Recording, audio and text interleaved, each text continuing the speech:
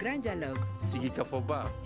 Idawani wa Makara. Le grand dialogue, l'émission de débat du studio Tamani sur votre radio. Chenni Beri. Halud Mauni. Chenni Beri. Sigi Kafoba. Le grand dialogue.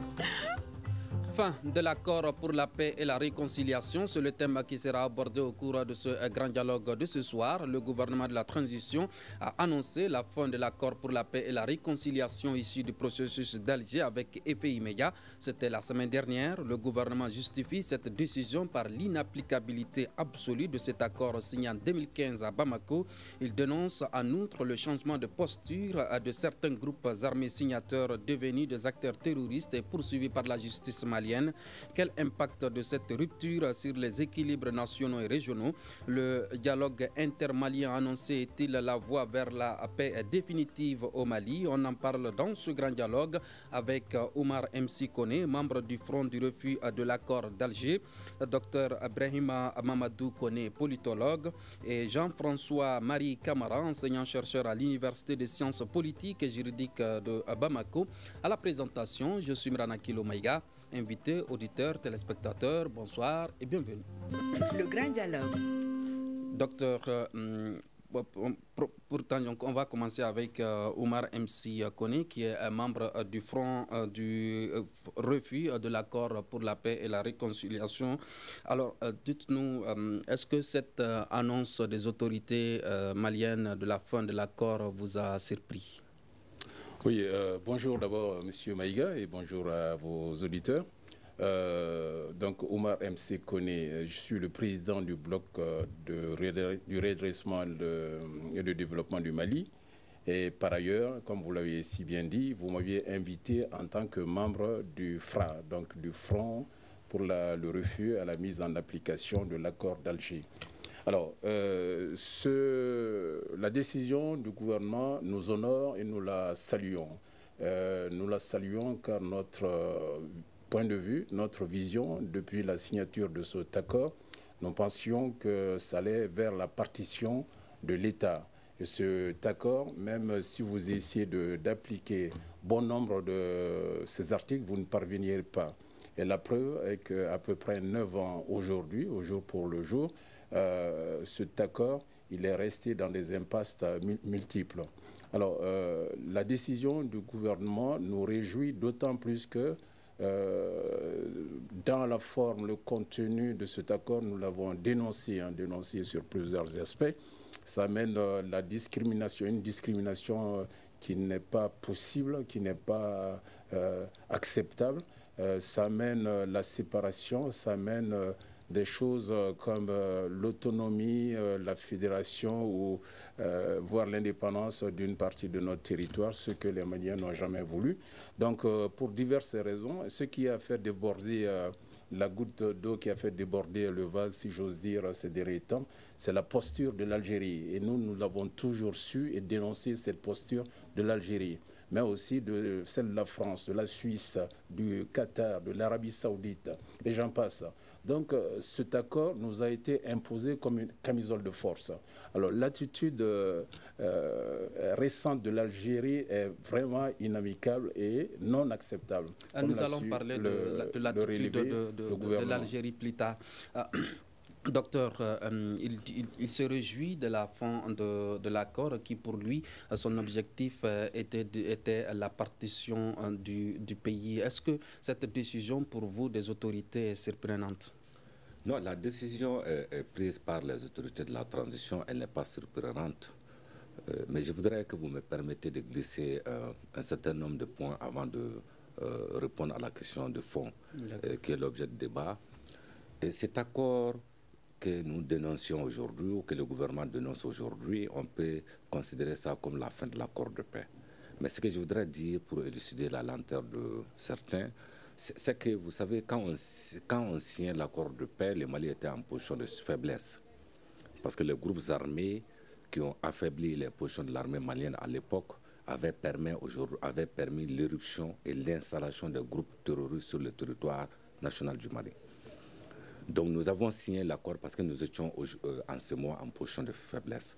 Mais ce qu'il faut comprendre d'un accord de paix pour la paix et pour la réconciliation nationale, quand vous prenez l'histoire politique du monde, quand vous prenez l'histoire des relations internationales, l'objectif, un accord a deux objectifs. Le premier objectif, c'est obtenir le cessez-le-feu. Et le deuxième objectif, c'est de permettre à l'État souverain de se préparer économiquement, militairement et financièrement pour prendre le contrôle de son territoire national.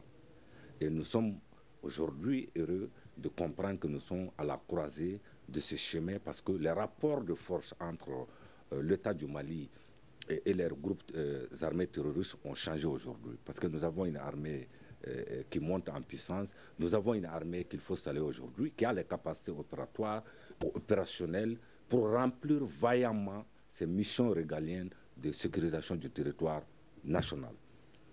Maintenant, quand on a signé l'accord, qu'est-ce que l'accord avait dit? Premièrement, il fallait procéder à un cantonnement des groupes armés. Et deuxièmement, il fallait procéder au désarmement, démobilisation et réinsertion des ex-combattants. Ce que l'État du Mali a fait. Malheureusement, les groupes armés n'ont jamais accepté le cantonnement. Les groupes armés n'ont jamais accepté le désarmement. Bien au contraire, l'État du Mali n'a jamais violé l'accord de paix parce que nous sommes un pays respectueux des conventions et accords internationaux. Mais au contraire, c'est les groupes armés qui ont toujours violé, qui ont toujours trahi l'accord pour la paix et pour la réconciliation nationale. Récemment, avec la rétrocession des emprises de la MINUSMA, ce sont les groupes armés terroristes qui ont attaqué les positions de l'armée régalienne. L'armée n'a pas attaqué en premier. C'est ce qu'il faudrait comprendre. C'est les groupes armés qui nous ont attaqués. Maintenant, quand vous prenez l'accord dans sa forme et dans les fonds, quand vous analysez, comme le dit le grand frère Chekma, il y a des dispositions qui violaient même la constitution du Mali, qui violaient le caractère unitaire, le caractère laïque de la République du Mali, et qui aussi, il y a d'autres dispositions qui en mettaient en réalité les conditions de régionalisation du Mali pour mettre un État régional en donnant l'autonomie à certaines régions au détriment de certaines régions et qui créaient aussi les conditions d'instabilité chronique et les conditions de participation de l'État. C'est pourquoi je dis l'accord, dans certaines dispositions, violait le caractère unitaire de la République du Mali. Donc, c'est que cette décision des autorités de la transition, il faut la saluer aujourd'hui et elle est bien accueillie au sein de l'opinion publique nationale parce que la plupart des Maliens étaient favorables, n'est-ce pas, à la fin de cet accord qui crée les conditions de partition de notre pays et les conditions d'instabilité de notre pays. On ne peut pas avoir des citoyens réglés par des lois sur un même territoire. Et regardez, pendant de 2013 à aujourd'hui, pour qu'une autorité nationale puisse mettre pied à Kidal, il fallait demander l'autorisation des groupes armés. Ça, c'est inacceptable et inadmissible dans une république. Quand vous dites que le gouvernement avait signé cet accord en position de faiblesse, aujourd'hui que le Mali a une position de force, est-ce à dire qu'il pourrait mettre à tout moment fin à cet accord quand il veut, puisque maintenant il est en position de force? Si vous comprenez un peu mes propos introductifs, je dis l'accord a deux objectifs. Obtenir le cessez-le-feu, procéder au cantonnement, au désarmement, à la réinsertion. Mais l'autre option qu'on donne à l'État souverain, c'est de mieux se préparer militairement pour prendre le contrôle de son territoire national dans le cadre des fonctions régaliennes de l'armée, de protection, de sécurisation des institutions de la République, des responsables de la République, des personnes et de leurs biens dans un espace. Et il faut saluer aujourd'hui, sans être prétentieux, que nous sommes en capacité opératoire et opérationnelle pour remplir aujourd'hui ces missions de sécurisation de notre territoire. Donc les rapports de force ont changé. Et aujourd'hui, la paire a changé de camp. Et quand vous voyez les déclarations, quand vous faites le recoupement et vous analysez les déclarations faites par-ci, par-là, par les groupes armés terroristes, ça veut dire qu'ils ont perdu aujourd'hui la guerre et ils sont dans une guerre médiatique. Mais il faudrait que le gouvernement soit mieux préparé. Il faut le dire. D'accord. Vous savez, la guerre ne se gagne pas. Une telle guerre ne se gagne pas militairement seulement. Il y a la guerre médiatique. Il faut que nous soyons en alerte maximale par rapport à cette campagne médiatique. Il faut que nous soyons présents sur les médias internationaux pour défendre notre position. Et ne pas laisser les groupes armés terroristes prendre le terrain médiatique, au détriment de la République du Mali. Jean-François Marie Camara, enseignant-chercheur à l'Université de sciences politiques et juridiques de Bamako. Le gouvernement a décidé de mettre fin à cet accord. Alors, qu'est-ce qu'on peut retenir de positif de cet accord pour la paix et la réconciliation ici du processus d'Alger? Bonsoir. D'abord, je salue tout le monde, surtout mes co-débatteurs et mon cher ami, mon aîné, docteur Bréma Koné. Voilà, avant de me prononcer sur la question, je souhaiterais d'abord vous présenter toutes mes excuses parce que je n'ai pas pu faire le déplacement. Voilà. Donc, appel téléphonique, ce n'est pas comme si j'étais sur le plateau. Mais on va en faire avec. Maintenant, par rapport à votre question, je pense bien que quand on parle de la résolution d'un conflit comme le sien, le conflit du Mali depuis les années des indépendances, depuis les premières années des indépendances à partir de 1963, les premières révoltes dans les années 80-90, jusqu'à arriver vers les années 2012, vous allez voir que la médiation algérienne a atteint ses limites. Parce que quand on parle de médiation, le médiateur dans un conflit n'a qu'un grand rôle. Un seul rôle à jouer, c'est de réconcilier les parties en conflit. Mais quand le médiateur dans un conflit tente, dans la résolution de ce conflit, tente toujours à défendre ses intérêts au détriment des intérêts des deux parties, ça pose problème. Je pense que l'Algérie est dans cette posture. Donc, le positionnement des nouvelles autorités du Mali par rapport à cette question-là, je pense que ce positionnement-là est sanitaire parce que quand vous regardez aujourd'hui, quand les autorités du Mali ont décidé de mettre fin à cet accord-là, cela s'inscrit dans la volonté générale des populations maliennes. Quand vous faites un sondage dans les rues de Bamako ou dans toutes les grandes villes du Mali, vous allez voir que c'est sur les lèvres des uns et des autres que le Mali doit sortir de cet accord-là parce que cet accord n'est pas vraiment conforme à nos réalités sociétales. Cet accord-là ne peut que diviser le peuple malien davantage. Et c'est vraiment, Dr Koné a dit à juste titre que cet accord violait la loi fondamentale du Mali qui est la Constitution. Donc je pense que ce qui moi je déplore surtout que les autorités de la transition ne traitent pas tous les groupes armés, tous les groupes radicaux comme les groupes terroristes. Parmi eux, je pense qu'il y a certains qui ne sont pas des terroristes, vraiment qui ont décidé de respecter. Nous allons parler du rôle des uns et des autres plus tard, mais déjà j'ai posé la question à savoir que peut-on retenir de positif de cet accord de paix, de paix signé en 2015 entre le gouvernement et les groupes armés. Oui, il y a de positif dans cet accord-là, il n'y a pas que de négatif. Par exemple, quand vous regardez la réorganisation territoriale du Mali, ça se trouve dans cet accord. Cette réorganisation territoriale du Mali a été d'ailleurs engagée sur cette transition. Nous avons on était à combien de régions? Aujourd'hui, nous sommes à 19 régions. Et le découpage territorial, toutes ces questions ont été revendiquées dans l'accord de paix. Et la réorganisation territoriale et la redistribution des ressources dans les différentes régions de façon égalitaire, les ressources humaines et les ressources financières, c'était encore mentionné dans cet accord. Donc, dans cet accord, tout n'est pas mauvais, mais en grande partie, les grandes dispositions qui se trouvent dans cet accord-là vraiment violent comme on appelle nos réalités sociétales, les valeurs de notre République. Donc, je pense que sur ce plan-là, nous pouvons dire que les autorités maliennes, les autorités actuelles maliennes ont bien fait de dénoncer cet accord et bien fait de mettre fin à cet accord, même si ça peut être considéré comme c'était une violation, ça peut être considéré comme une posture unilatérale de la part des autorités de la transition. Mais je pense qu'on ne peut pas jeter la pierre sur tout le contenu de cet accord-là. Il y a certaines dispositions vraiment qui peuvent être considérées comme des dispositions vraiment qui peuvent renforcer notre système démocratique, notamment des questions relatives à la réorganisation territoriale, des questions relatives au développement des régions, des questions relatives à la lutte contre la corruption. Voilà, je pense qu'il y a certaines dispositions qui répondent qui sont en conformité avec notre République. D'accord, vous parlez de quelques acquis de cet accord. Qu'adviendront alors les acquis de cet accord pour la paix et la réconciliation après avoir annoncé la fin de cet accord? Les acquis, par exemple, quand vous regardez cet accord, comme a été dit par le primaire Dr Brévan Koné, il y avait certaines dispositions qui ont été violées d'abord par les groupes radicaux, parce que quand on parlait de désarmement, on parlait de cantonnement des groupes armés dans les camps, c'était le contraire, c'était l'armée malienne qui était cantonnée. Mais les acquis, c'est surtout, cet accord avait permis vraiment de calmer les ardeurs, avait permis vraiment de mettre fin aux hostilités, c'est-à-dire les affrontements directs entre les deux parties, notamment dans la ville de Kidal. Donc je pense que cela peut être considéré comme un acquis.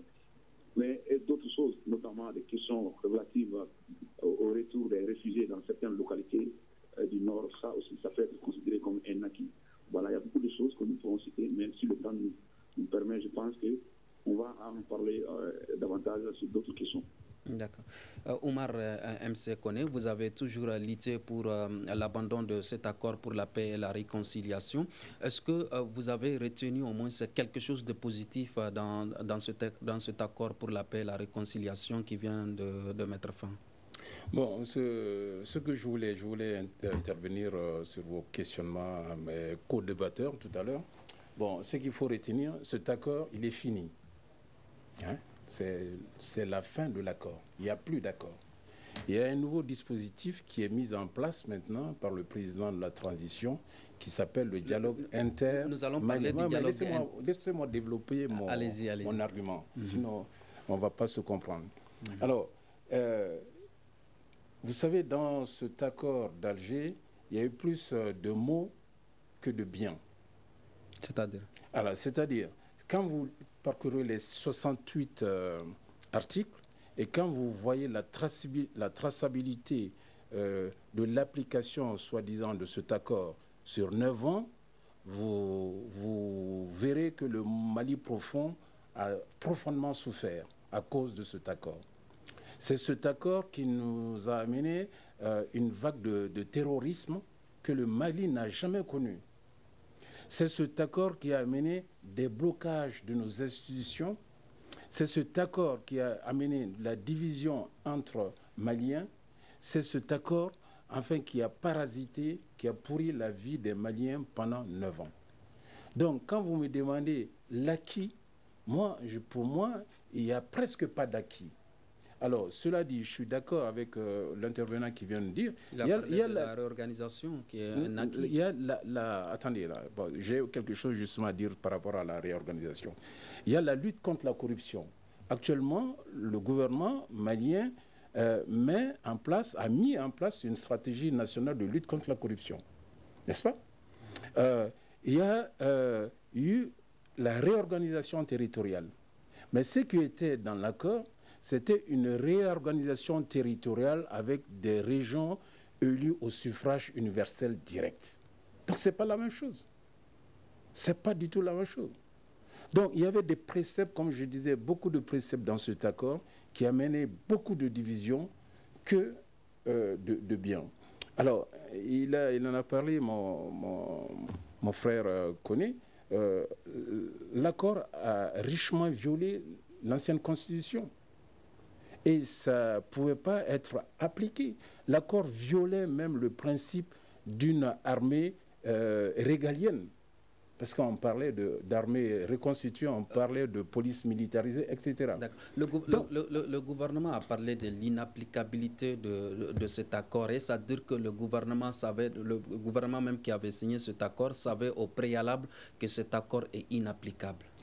À mon avis, le gouvernement qui l'a signé, nous, on l'a su. Comment le gouvernement qui l'a signé ne pouvait pas savoir que c'était inapplicable? Moi, je me pose toujours cette question. Si, mais on a mis le gouvernement dos au mur, signé, sinon je vous coupe la tête.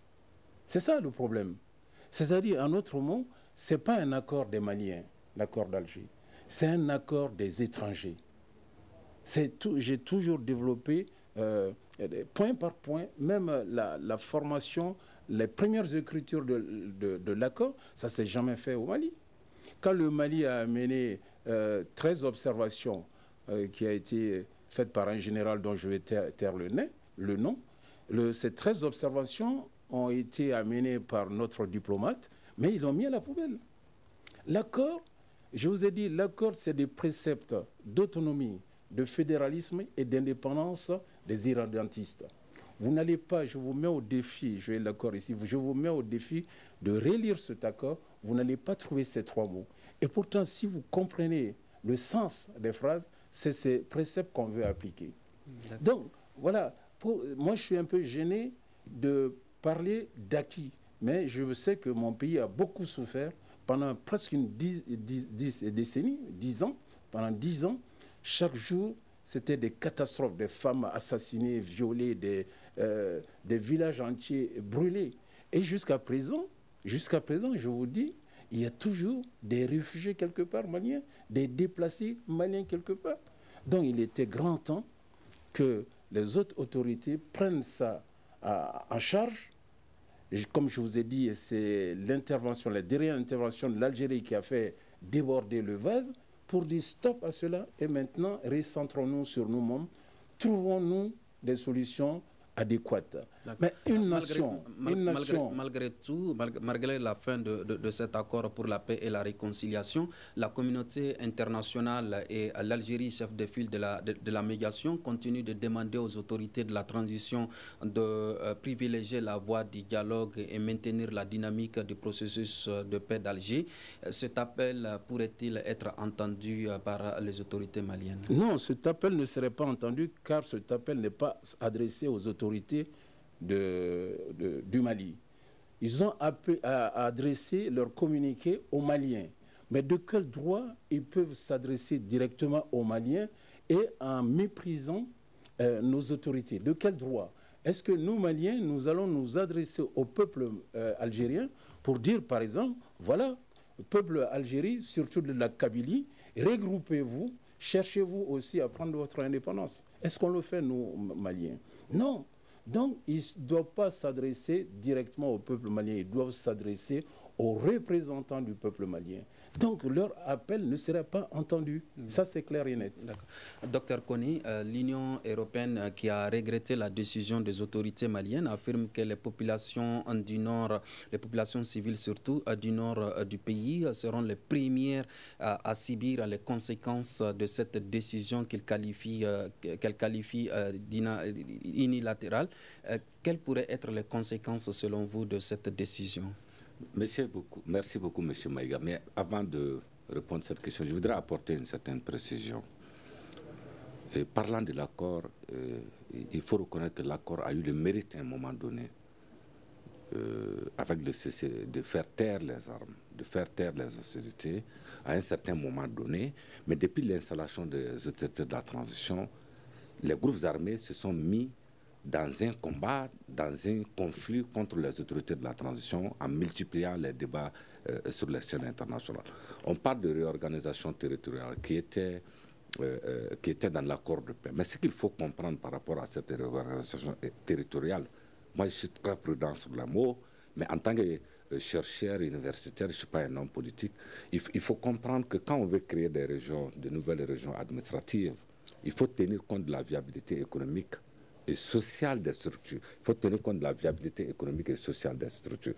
Est-ce qu'aujourd'hui, économiquement, le Mali est viable pour faire fonctionner les différentes régions qui ont été créées? Et je vais vous dire qu'il y a un pays européen dont je ne vais pas citer le nom, je ne sais pas s'il a essayé à la porte, qui était à 24 régions, mais pour des questions de ressources financières, elle leur revenait à 18 régions. Et nous sommes en train d'en créer. Maintenant, pour revenir à la question de fond, et vous savez, la démarche entreprise par les autorités de la transition par rapport à la sécurisation du territoire national, elle est sécuritaire. Quand il y a eu la prise de Kidal, quand il y a eu la récupération de Kidal, je ne dirais pas que la Kidal est revenue dans les jurons de l'État malien.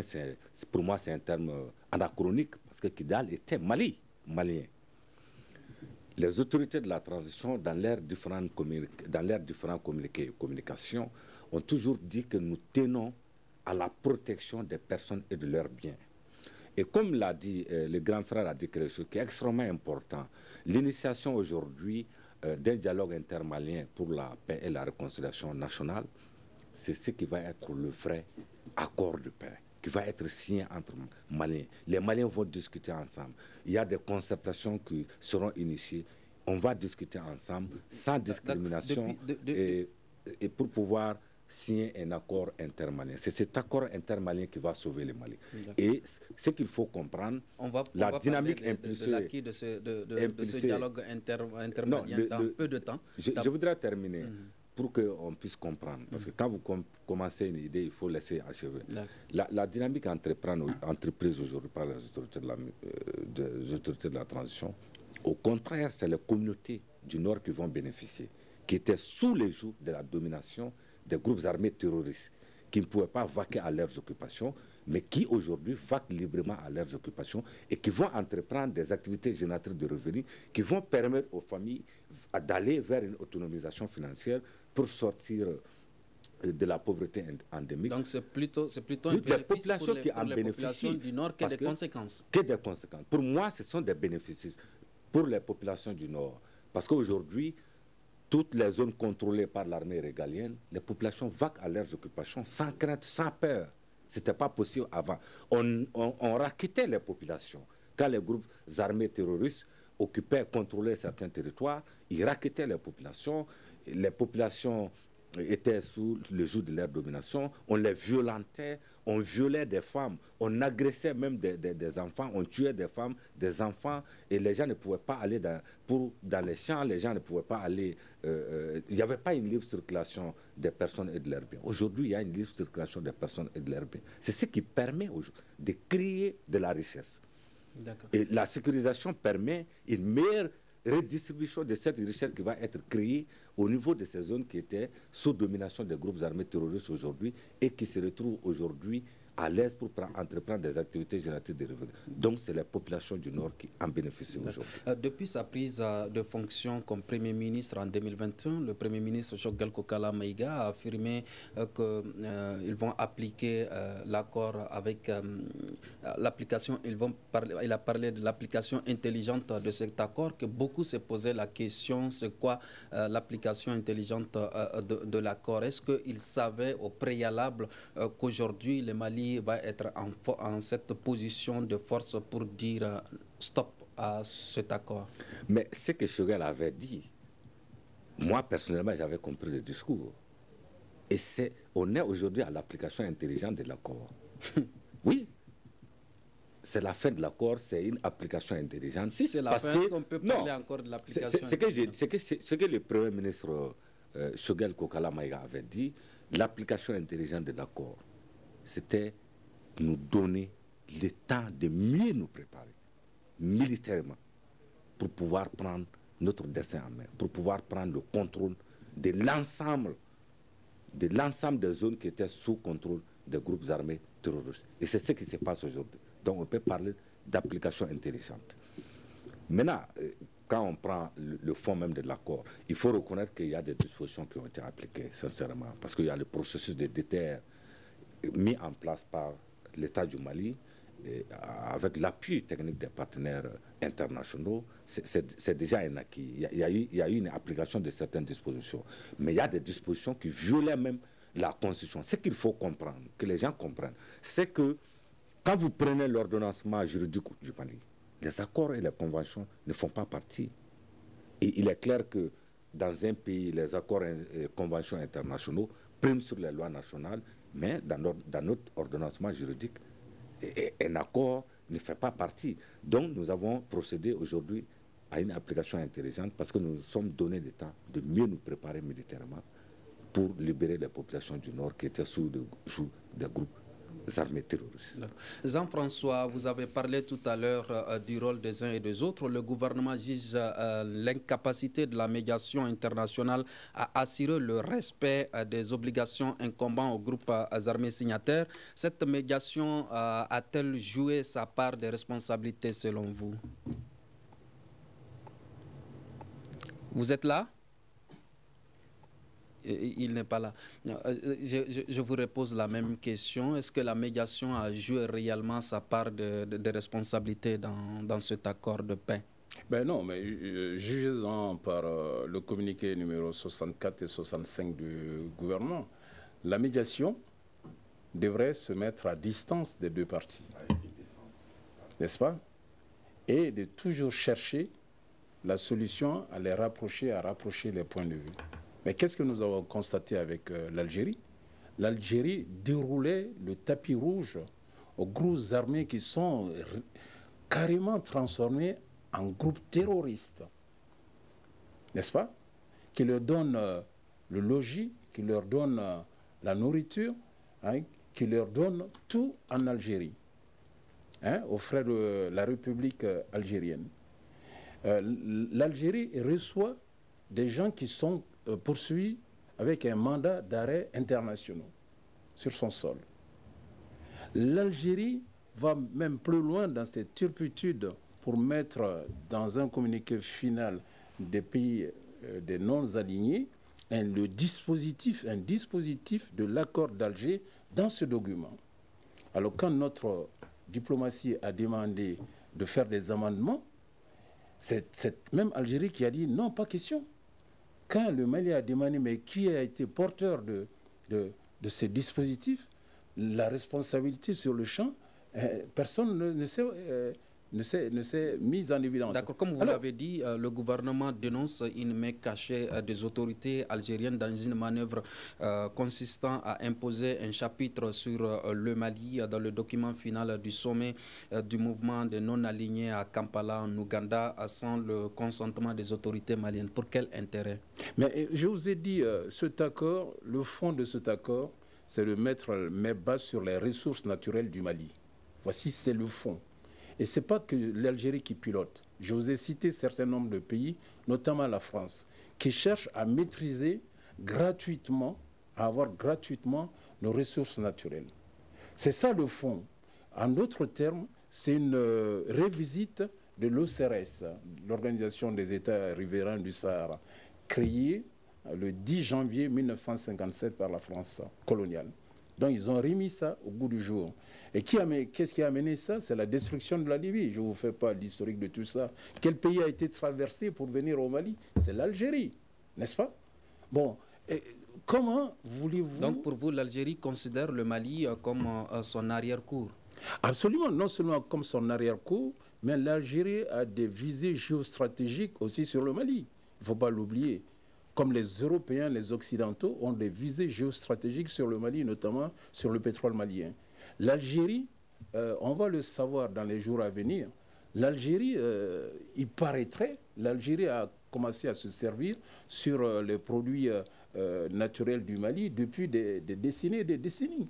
Donc tout ça, ça va être mis à jour. Mais sinon, comment vous pouvez comprendre qu'un État souverain vous demande que vous avez mis quelque chose le concernant dans un dispositif international et qu'il veut amender et vous mettez votre droit de veto, vous dites niet. Mais cela dit, dans le front, moi j'avais fait cette analyse dès le départ, hein, que l'Algérie, c'est le problème du Mali. Pourquoi?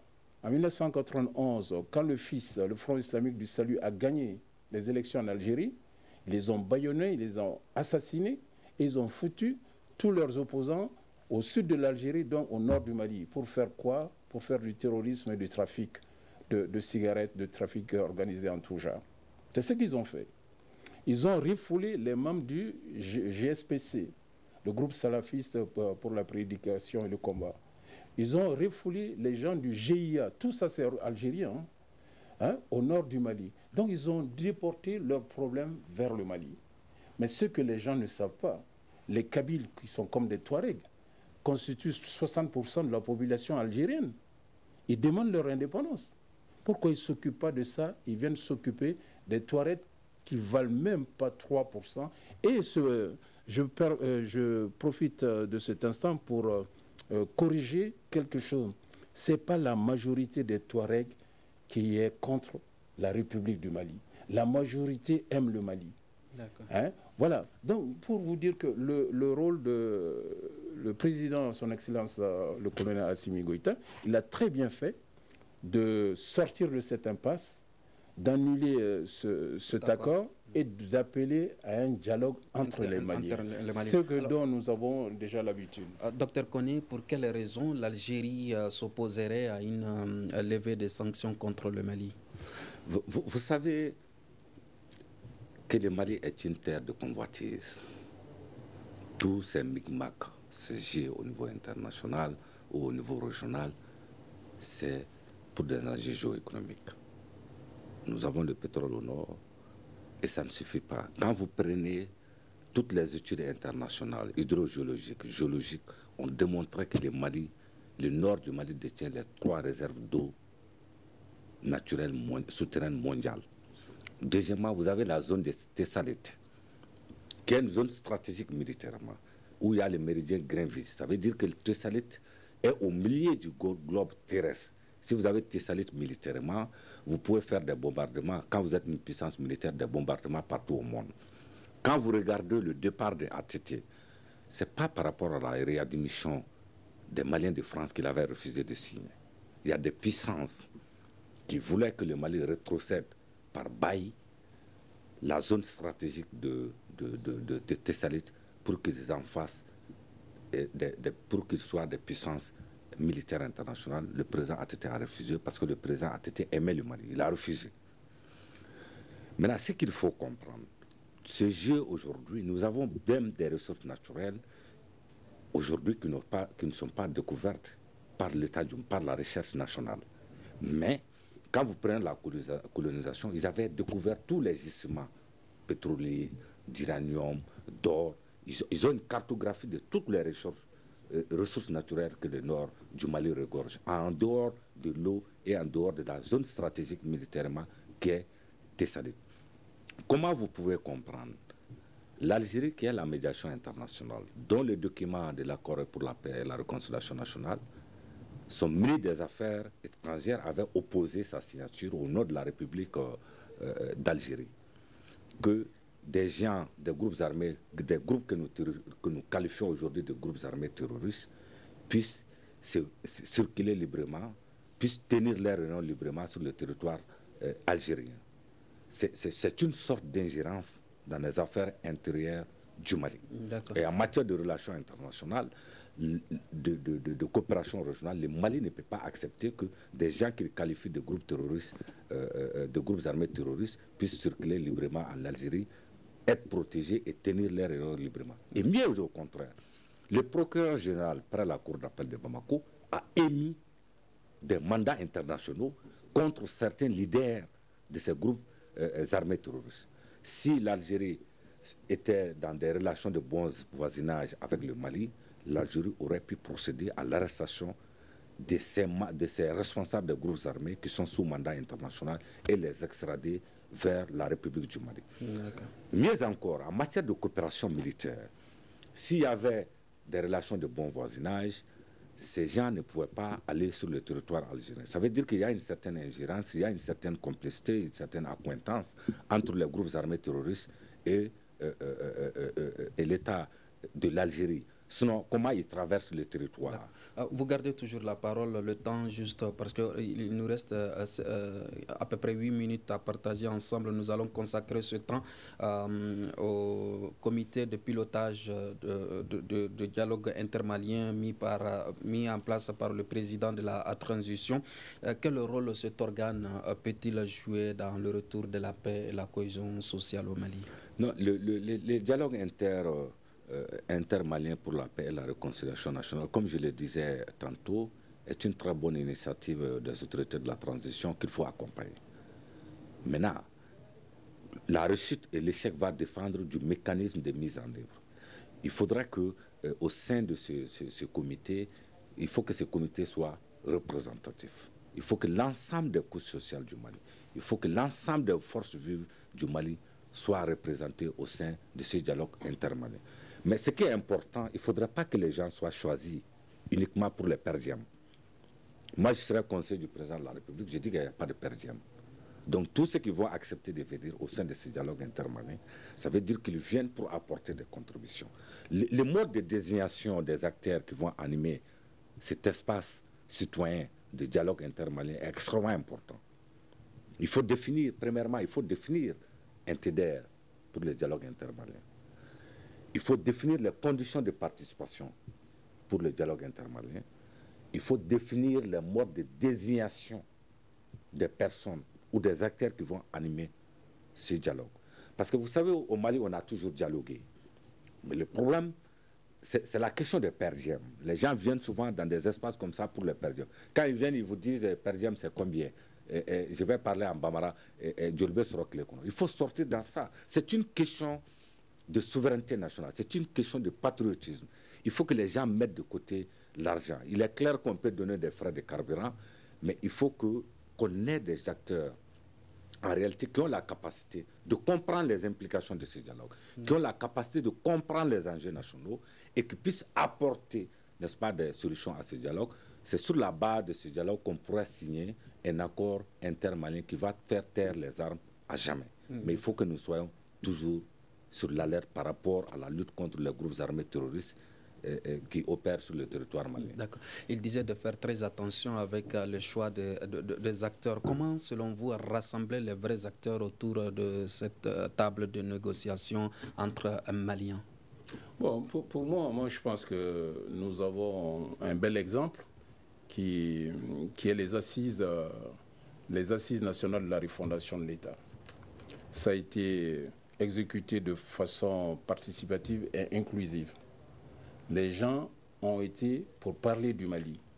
Donc, cette commission, ou ce comité de pilotage qui va organiser le dialogue direct intermalien, doit s'en inspirer pour qu'il y ait une grande participation, une inclusivité nationale, donc sur tout l'ensemble du territoire national, que les Maliens exposent leurs problématiques pour la paix, parce que l'objectif recherché, c'est quoi? C'est la paix. S'il y a des processus de développement qui concourent à cette consolidation de paix, qu'ils en fassent part, mais que s'ils ont des réalités de leur localité à ressortir, à mettre en place et qui peuvent favoriser la paix, ils doivent faire état de tout ça. Et s'ils ont même des valeurs socio-culturelles à mettre en place pour conforter la paix et la cohésion, tout ça, ils doivent le mettre. Moi, j'ai une grande confiance. Mais est-ce que les groupes armés du cadre stratégique pourraient être impliqués dans ce processus intermalien?